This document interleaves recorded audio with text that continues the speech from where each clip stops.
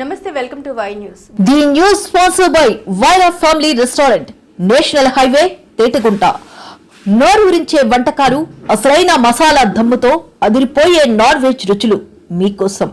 విచ్చేయండి Vaira family restaurant, national highway, Tetagunta, Tuni మండలం, కాకినాడ జిల్లా. అనకాపల్లి గవరపాలెంలో గుర్తు తెలియని దుండగులు అంబేద్కర్ విగ్రహం ధ్వంసం చేశారు. ఘటనపై దళిత సంఘాలు ఆగ్రహం వ్యక్తం చేశాయి. పోలీసులకు ఫిర్యాదు చేశారు. దోషులపై కఠిన చర్యలు తీసుకోవాలని దళిత సంఘాలు డిమాండ్ చేశాయి. కూడా జైభీములు తెలియజేసుకుంటున్నాను. ఇది ఒక సిగ్గుమాలిన చర్య.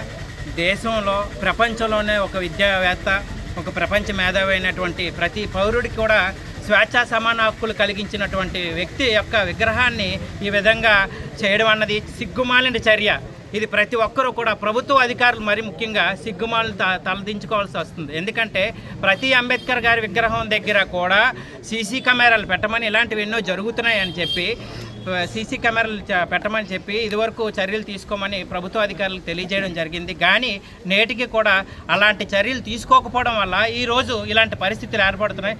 ఇప్పటికైనా కూటమి ప్రభుత్వంలో కూడా ఇది జరగడం చాలా దారుణమైన విషయం. ఇమీడియట్గా శాసనసభ్యులు కూడా చర్యలు తీసుకోమని ఆదేశాలు ఇచ్చారు. కాబట్టి రామకృష్ణ గారికి ధన్యవాదాలు తెలియజేసుకుంటూ, అలాగే ఇక్కడ సిఐ గారు, డిఎస్పీ గారు 24 గంటల ఆ దోషుల్ని పట్టుకొని శిక్షించకపోతే ప్రజా సంఘాల తరపు నుంచి, దళిత సంఘాల తరపు నుంచి ఈ యొక్క కార్యక్రమాన్ని మరీ ఉద్యమం చేసి ఉధృతం చేసి రాస్తారోకలు నిర్వహిస్తామని ఈ విధంగా సభాముఖంగా తెలియజేసుకుంటున్నాం. ప్రతి ఒక్కరికి ఇదే హెచ్చరిక. ఇది సిగ్గుమాలిన చర్య. ప్రతి ఒక్కరూ కూడా ఇది తలదించుకోవాల్సిన చర్య. ఎందుకంటే డాక్టర్ బిఆర్ అంబేద్కర్ గారు ఒక దళితుడికే కాదు, ప్రతి ఒక్కరికి కూడా భిక్ష పెట్టిన వ్యక్తి. ఆయన జీవితాన్ని అర్పించి, ఆయన జీవితాన్ని త్యాగం చేసి ప్రతి ఒక్కరికి జీవితాన్ని పెడితే, ఆయన్ని ఒక మాలపల్లిలోనో, మాదిగపల్లిలోనో, దళితవాడల్లోనో నిర్మించుకుంటే అక్కడ కూడా వచ్చి అక్కడ కూడా దారుణాలు జరుగుతున్నాయి అంటే ఎంత దౌర్భాగ్యమైన స్థితిలో ఉన్నామో ఒక్కసారి ఆలోచించుకోవాలి. ఇక్కడ ఇమీడియట్గా ప్రభుత్వ అధికారులైనటువంటి సిఐ గారు కానీ, డిఎస్పీ గారు కానీ తక్షణమే చర్యలు తీసుకొని దీన్ని పూర్తిగా పర్యవేక్షించి ఎందుకు ఇలా జరిగిందో, చుట్టూ కూడా సీసీ కెమెరాలు ఉన్నాయో లేదో కూడా చెక్ చేసి ఒకసారి అంతా ఇమీడియట్ తక్షణమే చర్యలు తీసుకోకపోతే దళిత సంఘాల నుంచి మరింత ఈ యొక్క కార్యక్రమాన్ని ఉధృతం చేస్తామని తెలియజేసుకుంటూ సెలవు తీసుకున్నాను. మరీ ముఖ్యంగా శాసనసభ్యులకు ధన్యవాదాలు తెలియజేసుకున్న తక్షణమే స్పందించి మాకు ఇమీడియట్గా దీని మీద చర్యలు తీసుకోమని ఆదేశాలు చేసినందుకు రామకృష్ణ గారికి ధన్యవాదాలు తెలియజేసుకుంటూ ప్రతి ఒక్కరికి ఇదే తెలియజేసుకుంటున్నాం. 24 గంటలు మాత్రమే టైం ఇస్తున్నాం. లేని పక్షంలో మా యొక్క సంఘాల నుంచి ఇది మరింత ఉధృతం చేసి రాస్తారోకలు ఏర్పాటు చేస్తామని తెలియజేసుకుంటున్నాం. ఇవాళ ఉదయాన్న తెల్లవారుజామున అంబేద్కర్ గారి విగ్రహాన్ని ధ్వంసం చేయడానికి ఎవరైతే ప్రయత్నించారో అంబేద్కర్ విగ్రహాన్ని కూడా కంటి దగ్గర గాయం చేయడం జరిగింది. ఎవరైతే దుండగులు ఉన్నారో ఇవాళ నుంచి అంబేద్కర్ బొమ్మ నుంచి హెచ్చరిస్తూ ఉన్నాం, మర్యాదగా మీరే పోలీసులకి లొంగిపోండి. లొంగిపోయి మీకు లొంగిపోతే మీకు క్షమాభిక్షలు పెట్టడం లేదా లా అండ్ ఆర్డర్ ప్రకారంగా మీకు ఏవైతే శిక్ష ఉందో దాని ప్రకారం వెళ్తుంది. అదే మా వాళ్ళు కానీ, మా వాళ్ళు ఎంక్వైరీలు కానీ ఎవడైతే ఆ పని చేశాడో ఆడి కానీ దొరికితే మాత్రం సినిమా మాత్రం వేరేగా ఉంటుందని కూడా జైభీమ్ ఛానల్ నుంచి, అంబేద్కర్ యూత్ నుంచి, అంబేద్కర్ అసోసియేషన్ నుంచి కూడా అంబేద్కర్ వాదులుగా కూడా తెలియజేసుకుంటూ ఈ విషయాన్ని తెలిసిన వెంటనే స్థానిక శాసనసభ్యులకి రామ్కే గారి ద్వారా ఆయన ఫోన్ చేసిన వెంటనే దీని మీద స్పందించి సిఐ గారికి కూడా ఆయన సూచించారు. ఎవరైతే అన్యాయం చేశారో, ఎవరైతే ఈ యొక్క దుండగ కార్యక్రమం పాల్పడ్డారో వాళ్ళని వెంటనే పట్టుకొని శిక్షించాలని కూడా చెప్పినటువంటి కొంత రామకృష్ణ గారు కూడా నాకు ప్రత్యేక ధన్యవాదాలు తెలియజేసుకుంటూ సెలవు తీసుకుంటున్నాను. జై భీమ్. భారతరత్న డాక్టర్ బాబాసాహెబ్ అంబేద్కర్ గారి విగ్రహానికి ఈ విధంగా జరగడం మన భారతీయ సమాజంలో ఏమాత్రం ఉపేక్షించదగినది కాదు. ఈ ప్రాంతంలోనే కాదు, మనకి దేశం అంతటా కూడా 14వ తారీఖున చాలా ఘనంగా ఉత్సవాలు నిర్వహించాం. అంబేద్కర్ గారి జన్మదిన వేడుకలు మీరందరూ చూశారు. పట్టణం అంతా కూడా అక్కడ ఇక్కడని కాకుండా టౌన్ అంతా కూడా చాలా చక్కగా జరిగింది. ఇలాంటి పరిస్థితుల్లో ఇక్కడ ఈ విధంగా చేశారు అంటే ఇది ఏమాత్రం మనం ఉపేక్షించకూడదు.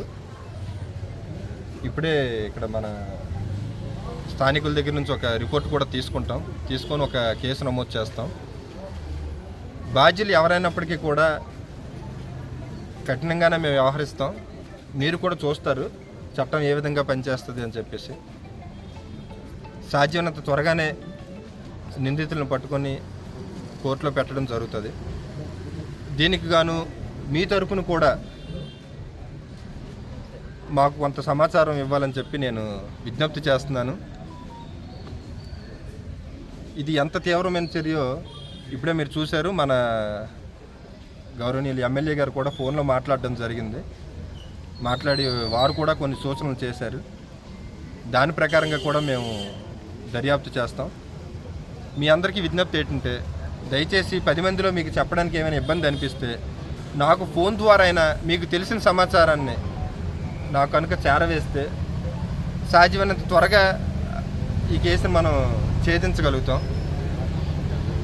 అంతేకాదు భవిష్యత్తులో కూడా మళ్ళీ ఇక్కడ ఏమీ జరగకుండా ఇప్పుడే రామ్కి గారు చెప్పారు సీసీటీవీలు ఏర్పాటు చేయడం జరుగుతుంది. సీసీటీవీలు ఇన్స్టాల్ చేయడానికి టెక్నీషియన్ కూడా వచ్చారు. సీసీటీవీలు కూడా ఏర్పాటు చేస్తాం. అలాగే ఇప్పుడు లైటింగ్ కూడా ఏర్పాటు చేయడం జరుగుతుంది. ఇక్కడనే కాదు మిగతా విగ్రహాల దగ్గర కూడాను ఇప్పుడు ఒకసారి రివ్యూ చేసుకుంటాం. ఎక్కడైనా లైటింగ్ తక్కువ ఉందా లేదంటే సీసీటీవీలు ఏమైనా ఏర్పాటు చేయే అవకాశం ఉందా పరిశీలించి ఆ విధంగా నియంత్రణ చర్యలు కూడా మేము చేపడతామని తెలియజేస్తాం. ఈరోజు తెల్లవారుజామున గుర్తు తెలియని దుండగులు కొంతమంది ఈ భారతదేశానికే ఎంతో ఆదర్శనీయమైనటువంటి వ్యక్తి, యావత్ దేశానికి స్వేచ్ఛా వాయువులని స్వేచ్ఛా జీవనాన్ని అందించినటువంటి వ్యక్తి, మహోన్నత వ్యక్తిత్వం కలిగినటువంటి డాక్టర్ బాబాసాహెబ్ అంబేద్కర్ గారి విగ్రహాన్ని దురుద్దేశపూర్వకంగా ధ్వంసం చేయడం జరిగింది. దీన్ని ఈ ప్రాంత ప్రజానికంగా మేమందరం కూడా చాలా తీవ్రంగా ఖండిస్తూ ఉన్నాం. విషయం ఉదయం తెలుసుకున్న వెంటనే హుటాహుట్టి ఇక్కడికి వచ్చిన తర్వాత సదరు విషయాన్ని వెంటనే స్థానిక శాసనసభ్యులు కొంటాల రామకృష్ణ గారి దృష్టికి తీసుకువెళ్ళడం జరిగింది. వెంటనే మా ఇన్ఛార్జ్ రామ్కి గారు కూడా ఇక్కడ రావడం జరిగింది. పోలీస్ డిపార్ట్మెంట్ వారితో సమన్వయం చేసుకొని దుండగులు ఎవరైతే ఉన్నారో వారిని ఎట్టి పరిస్థితుల్లో ఉపేక్షించే ప్రసక్తే లేదు. ఖచ్చితంగా వాళ్ళు ఎక్కడున్నా సరే వెతికి వేటాడి పట్టుకొని దీనికి తగిన బుద్ధి మాత్రం ఖచ్చితంగా చెప్పిస్తాం. ఎందుకంటే ఈ ఘటన ఎక్కడా కూడా పునరావృతం కాకూడదు. జిల్లాలోనే మొట్టమొదటి బాబాసాహెబ్ అంబేద్కర్ గారి విగ్రహంకి ఈరోజు అవమానం జరిగిందంటే ఇది మా మీద జరిగిన అవమానంగా మేము భావిస్తూ ఉన్నాం. ఖచ్చితంగా దీనికి తగ్గ మూల్యం మాత్రం ఎవరైతే వ్యక్తులు ఉన్నారో వాళ్ళు చెల్లించక తప్పదు. ఎంతటి వారైనా సరే వదిలే ప్రసక్తి మాత్రం లేదు.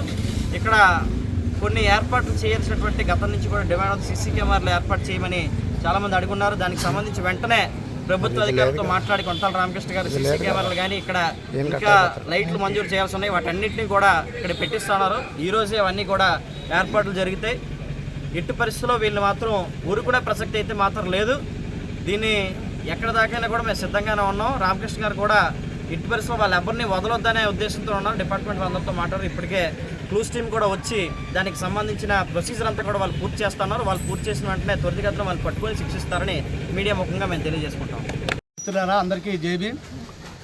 ఈరోజు మన పెద్దలు చెప్పినట్టుగా చాలా దుర్దినం ఈరోజు. ఎందుకంటే బాబాసాహెబ్ అంబేద్కర్ విగ్రహం మీద దాడి అంటే భారత రాజ్యాంగం మీద దాడి.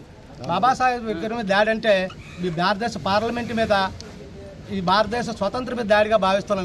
భావించాలి. ఎందుకంటే ఈ దేశానికి అత్యున్నత రాజ్యాంగాన్ని అందించి ఎన్నో కుల విభిన్నలో భిన్నతలు విభిన్నంగా ఉండే ప్రజల్ని ఒక ఐక్యతగా చేసిన రాజ్యాంగం రచించిన బాబాసాహెబ్ అంబేద్కర్ విగ్రహం మీద దాడి అంటే మన మీద మనం చేస్తున్న దాడిగా భావించాలి. ఎందుకంటే కొంతమంది మూర్ఖులు ఉంటారు, తెలిసి చేశారు కానీ శిక్ష మాత్రం అనుభవించవలసిందే.